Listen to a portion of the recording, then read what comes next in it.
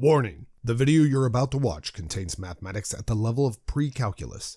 All material has an assumed prerequisite of college algebra and trigonometry. While some prerequisite topics are reviewed briefly, a more thorough review of these entrance topics can be found by searching the web. It's the system of equations. We must deal with them all at once. Always looking for solutions.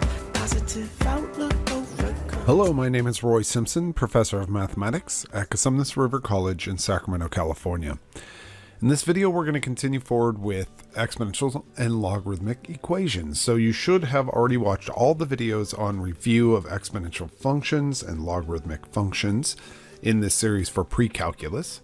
And now we're just going to kind of review how to solve exponential equations. So the first thing you need to remember is that exponential and logarithmic equations are inverses of one another. And what does that mean for us in this situation? Well, it means that if you have an unknown in an exponent, like we do right here, then you can unlock that exponent by taking the inverse function of the base e exponential function, which would be the natural log. Now, really how I kind of view this is that you're given this equation, and let's pretend as though it's not y equals e to the x, but instead let's say 17 is equal to e to the x. I visualize this as follows. I say, well, I'm going to go ahead and take the natural log of both sides. So if you take the natural log of both sides, you can see that the natural log of e to the x, since natural log is base e, natural log of e raised to the power is just equal to the power itself. So again, I'll say that natural log of e to a power is just that power itself. So this is kind of the way I go about solving any type of exponential equation. And that's how we're going to do this problem. So solve the equation. The main idea is treat it just like any algebra problem from your past courses. You want to start to isolate x. Well, that means we're going to have to start isolating this entire denominator first. So I'm going to take the reciprocal of both sides. If I take the reciprocal of both sides, that would imply that we have 1 plus e to the negative x over 50 is equal to 1 over 4. That's just taking the reciprocal of both sides. Then I'll multiply both sides by 50. So multiplying both sides by 50, I'll just actually write out that move right there. I get the following: 50 over 4, which is 25 halves. Then again, still trying to isolate x, I'm going to subtract 1 from both sides. So you get e to the negative x is equal to 25 halves minus 2 halves, or 23 halves. And finally, I will now apply the logarithm, the natural logarithm, to both sides. So again, I'm just going to write it this way. That's my way of noting to myself the moves I make. If you take the natural log of the left-hand side, you're left with negative x. And the natural log of the right-hand side, well, that's just the natural log of the right-hand side. There's not much else you can say about that. And then multiply both sides by negative 1. And we arrive at our final solution. X is equal to the negative natural log of 23 halves. Now, I do want to mention a few things in here as you go through. You need to do little logic checks. Step-by-step little logic checks. One of the things that I think throws people off initially, if they've never seen me do this, is you are always allowed to take the reciprocal of both sides of an equation. If two objects are equal, their reciprocals are equal. There's only one exception to that. If one of the objects is 0, therefore both objects are 0. You cannot take the reciprocal of 0. That would be undefined. But you're not really going to run in that situation. So here we are. The other piece that I want you to pay attention to is once you get to the exponential function is equal to something, a good logic check to see if you even need to continue is to make sure that whatever that exponential function is equal to is positive. because exponential functions are never zero and they're never negative. So when I say exponential functions, I mean literally just a base to a power. That will not be, when I say, well, I should say a base to a variable power, that will not be a negative number. Should always be a positive number. So if we got here and we got down to, let's just pretend e to negative x is equal to negative 23 over 2, I would immediately stop and say there's no solution to this equation because an exponential will never return a negative number. So these are the tricks that you start kind of embedding into your mindset as you move forward in mathematics. You start really analyzing step by step what makes sense. And somebody else in your class might say, man, I got to the end of that problem, I didn't get an answer and I don't understand why. And you're the one that says, oh, well, it just makes sense because exponentials are never negative. And then all of a sudden they're like, wow, I would never have thought about that. But that's what you want to do. Now, recall that I am trying to make this pre-calculus course an actual pre-calculus course. And I want you to be really ready for calculus. That's why you're in pre-calculus. And I like to make the assumption that we are going to use a lot of the stuff that we are learning here. Well, one of the things that you will use in calculus is something called the hyperbolic trig functions. And I introduced these in a previous video within this list of videos for exponential and logarithmic functions. The hyperbolic trig functions are very important for Calc 2 and differential equations. They end up being super powerful. So just to remind you, the sinh, and maybe I should just write this down, the sinh of x is defined to be e to the x minus e to the negative x divided by 2.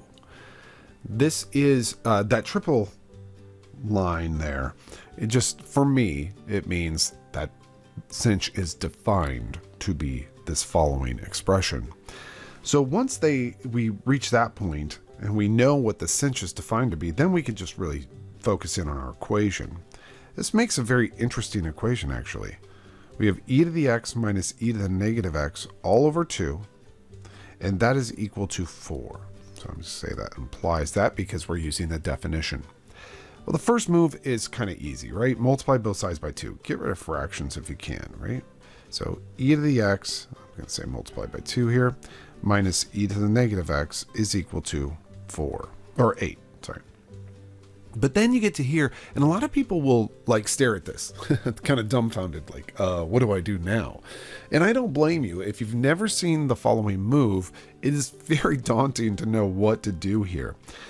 Because you can't just isolate x. You can't group these exponential functions together. They don't glue together nicely. So the trick, and it really is kind of a trick because it's not natural that you would think to do this. But the trick here is to multiply both sides by e to the x. Now I'll show you why it makes sense to do this.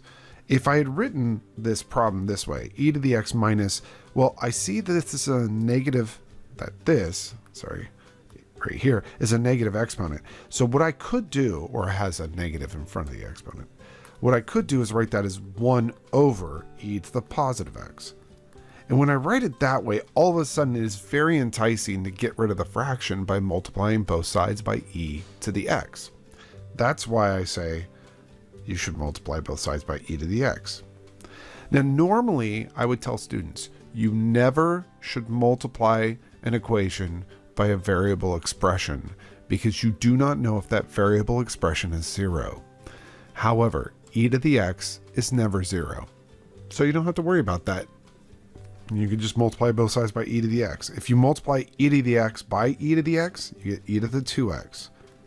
Minus 1 is equal to 8 times e to the x. And now move everything to one side. This is going to be a quadratic style equation. And let's see, minus 1 is equal to 0. And by the way, that was just me subtracting 8 e to the x from both sides. And now that you get here, this is totally quadratic in form. This is sort of like in calculus, you do something called a u sub. So you would say, I'm going to let u equal e to the x so that u squared is e to the 2x.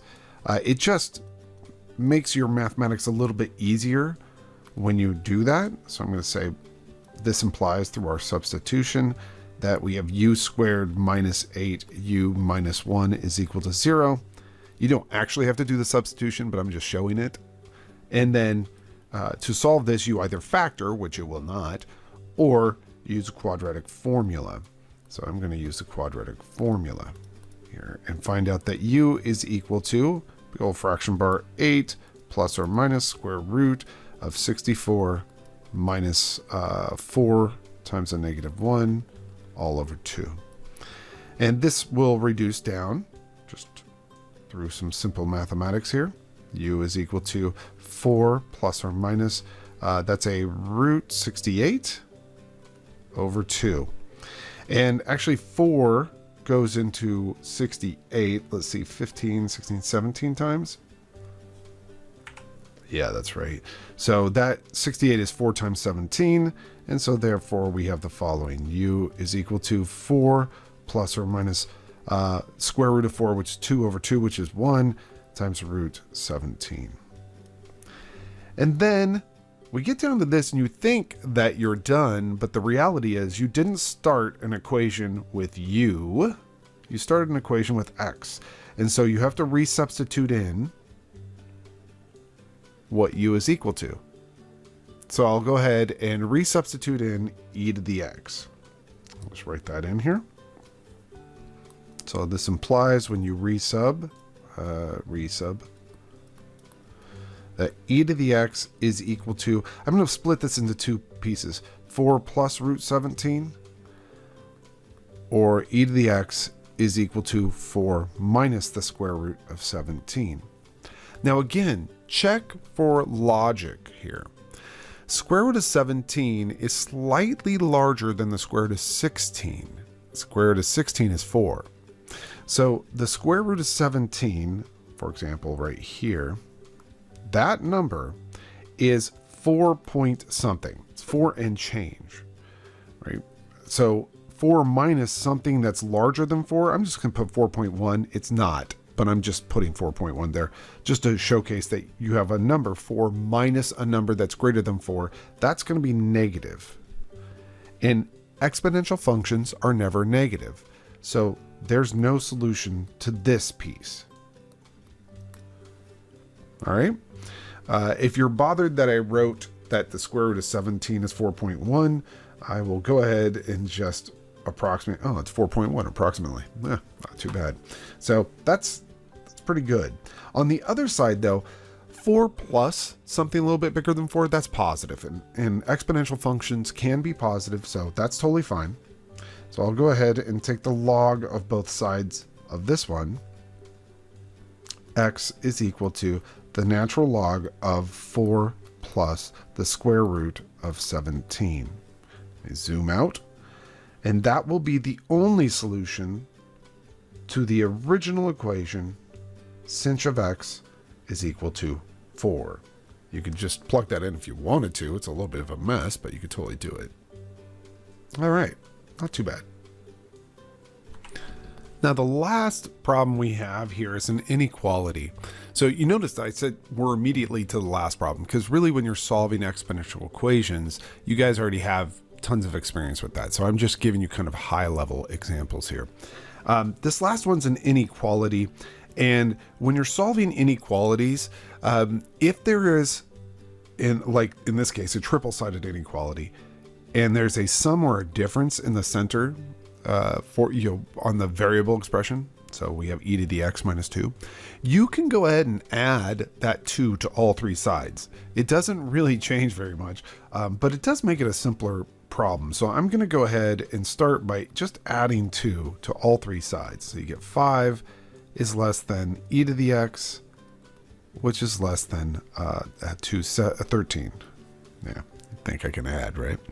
And so now this question is really asking, graphically, it's asking, hey, when is the function e to the x between the heights of 5 and 13?